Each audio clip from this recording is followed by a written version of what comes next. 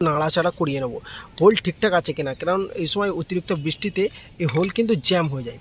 তাই অবশ্যই এই হোলগুলোকে আমাদেরকে একটু পরিষ্কার করে নিতে হবে।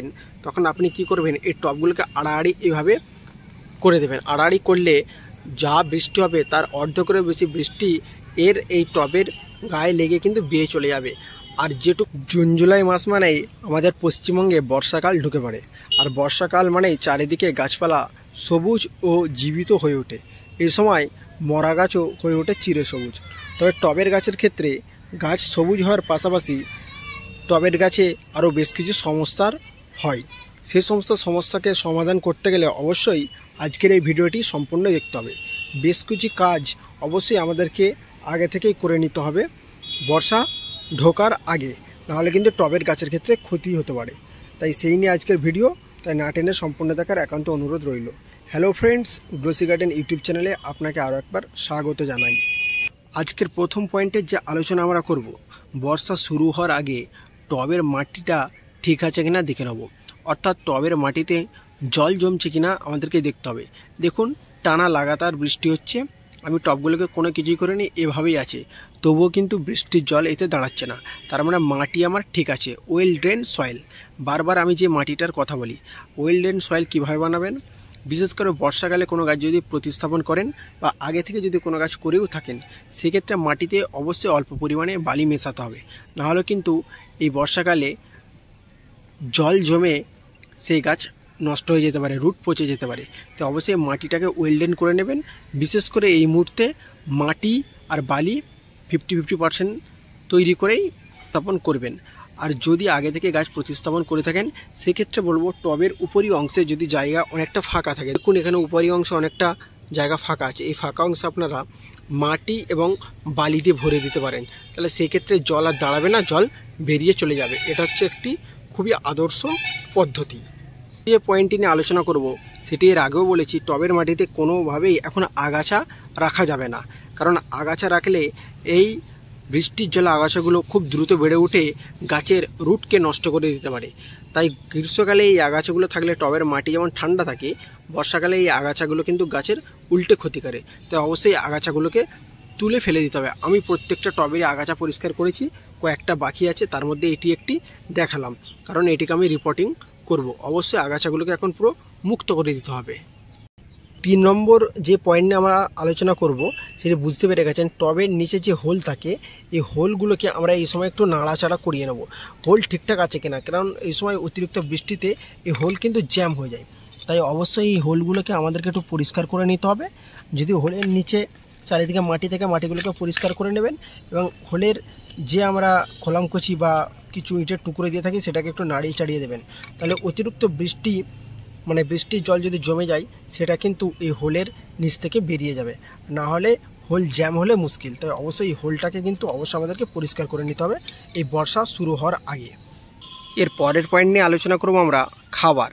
বর্ষা শুরু হওয়ার আগে আমাদেরকে গাছে কিন্তু যথেষ্ট পরিমাণে খাবার দিয়ে নিতে হবে। সেক্ষেত্রে যারা খাবার দিতে চান, তারা একেবারে জৈব মিক্সড খাবারটা আগে থেকে দিয়ে দিতে পারেন। কারণ বৃষ্টি চলাকালীন কোনো খাবার দেবেন না, কেমিক্যাল সার তো একদমই না, সেক্ষেত্রে গাছের পতন হয়ে যাবে। কারণ বৃষ্টির জলে কেমিক্যাল সার খুব দ্রুত গাছের শিকড়ে চলে গিয়ে রুট পচিয়ে দেয়। তাই কেমিক্যাল সার একদমই দেবেন না। যদি দিতেই হয়, আপনারা সর্ষের খোল ছাড়া মিক্সড খাবার, অর্থাৎ বিশেষ করে শিংকুচি, হাড়গুঁড়ো আর নিম খোল দিয়ে তৈরি খাবার আপনারা ব্যবহার করতে পারেন, আগে থেকে দিয়ে দিতে পারেন, কোনো অসুবিধা হবে না। তাই অবশ্যই আমাদেরকে এই কাজটা আগে থেকে করে নিতে হবে, কারণ ভারী বর্ষণে কিন্তু গাছে খাবার দেওয়া যাবে না।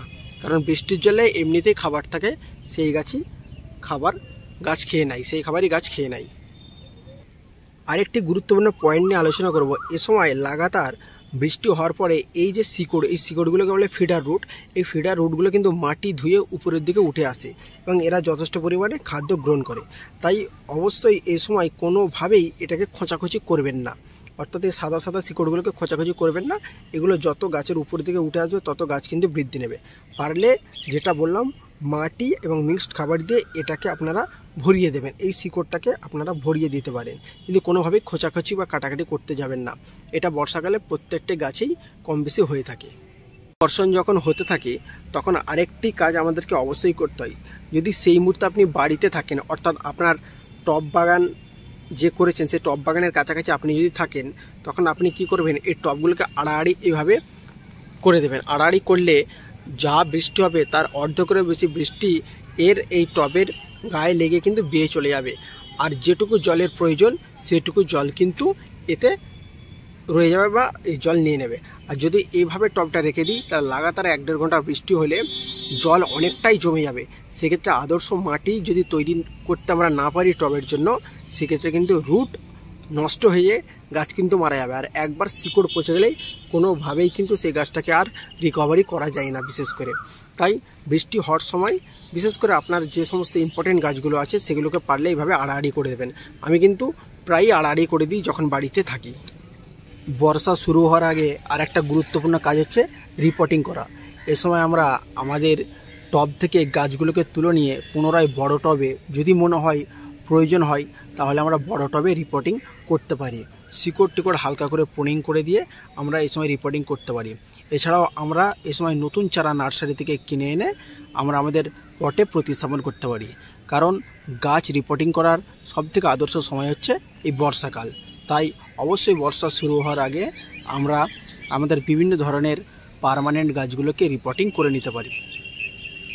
আর এই সময় গাছ ফুলে ফুলে পুরো ভরে উঠবে, তাই কোনো ধরনের গাছে এই সময় ভিটামিন বা অনুখাদ্য দেওয়ার দরকার নেই। বৃষ্টির জলে যে মাইক্রোনিউট্রিয়েন্ট আছে সেটাই গাছের জন্য যথেষ্ট। তো অযথা নষ্ট করেও বেকার লাভ নেই, কারণ আপনি যখনই স্প্রে করবেন তারপরেই কিন্তু বৃষ্টি চলে আসবে। তাই এই সময় কোনো কিছু স্প্রে করার দরকার নেই। যখন দেখবেন যে টানা কয়েকদিন রোদ উঠছে এবং বৃষ্টির দেখা নেই, তার আগে আপনি একবারই পুরো ফাইনালভাবে একবার স্প্রে করে দিতে পারেন পিজিআর বা মাইক্রোনিউট্রিয়েন্ট। কিন্তু বর্ষা চলাকালে কোনো কিছুই কাজ করবেন না। যা করতে হবে মোটামুটি বর্ষা শুরু হওয়ার আগে, তাহলে খুবই ভালো থাকবে। তবে আমি এক্ষেত্রে কোনো ধরনের পিজিআর বা মাইক্রোনিউট্রিয়েন্ট একদমই স্প্রে করি না, কারণ বৃষ্টির জলই গাছের জন্য যথেষ্ট। অযথা বেশি খাবার গাছকে দিয়ে কোনো লাভ নেই। বন্ধুরা, মূলত আর সেভাবে আলোচনার কিছু নেই। এই কয়েকটি গুরুত্বপূর্ণ পয়েন্ট যদি আমরা মনে রাখতে পারি বা আমাদের টবের গাছে অ্যাপ্লাই করতে পারি, তো আশা করি আমাদের টবের গাছগুলো ভরা বর্ষায় যেমন সুস্থ থাকবে, গাছ সুন্দর হয়ে উঠবে, আবার গাছ কিন্তু মারা পড়বে না। এগুলো অবশ্যই আমাদেরকে কিন্তু ফলো রাখতে হবে এই কাজগুলো করার জন্য। তাই এই সময় বর্ষা জাস্ট শুরু হয়েছে, এখনও আমাদের হাতে জুলাই, আগস্ট, এমনকি সেপ্টেম্বর মাস পর্যন্ত বৃষ্টি হয়। সেই সমস্ত দিকে লক্ষ্য করে এখনই টবের গাছের ক্ষেত্রে এই সমস্ত কাজগুলি করে ফেলুন আগে থেকেই। প্রি মনসুনে এই কাজগুলো অবশ্যই আমাদেরকে করতে হবে। এই ছিল আজকের ভিডিও। ভালো লাগলে লাইক, কমেন্ট, শেয়ার করবেন। ধন্যবাদ।